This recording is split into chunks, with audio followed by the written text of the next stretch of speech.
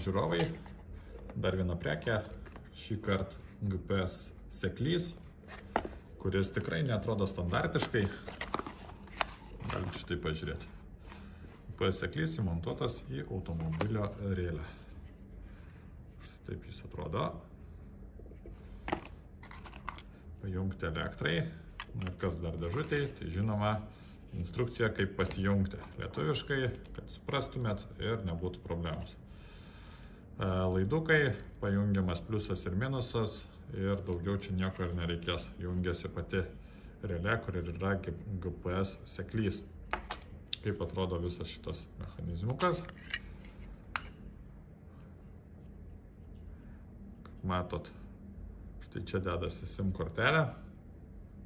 Šiek tiek nulenkus žemyn, atsidaro, įsidedat SIM kortelę, užsilenkėt ir užspaudžiat.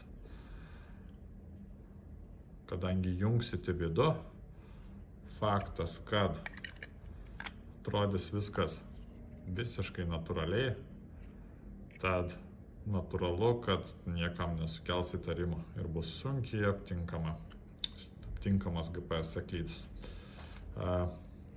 Jungtis, kaip jinai jungiasi, tai aš čia parodysiu, kad tiesiog šitos pusės spustelėjus jinai įsijungia.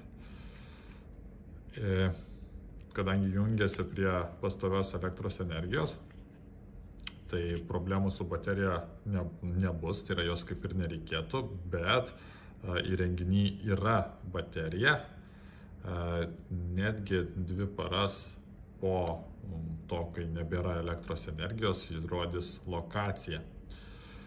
Dėl pajungimo, tai kaip matėte, reikalinga SIM kortelė ir veikiantis internetas. Na ir iš interneto pusės tai reikės jums jį užsisakyti ir faktas, kad bus galima stebėti gyvą lokaciją per programėlę ir taip pat bus galima paskambinus į kortelę, kad jums atsiųstų lokaciją. Ir dar tikslumas 10 metrų, GPS tikslumas. Gali jis vietomis būti ir mažiau tikslus, bet apie 10 metrų. Nu ir nemokamas serveris, viskas per programėlę, per Google Play parduotuvę arba App Store, parsisiunčiat programėlę ir viską jūs ten galėsit stebėti. Tai tiek šiam kartui, ačiū žiūrėjusiems, geros dienos.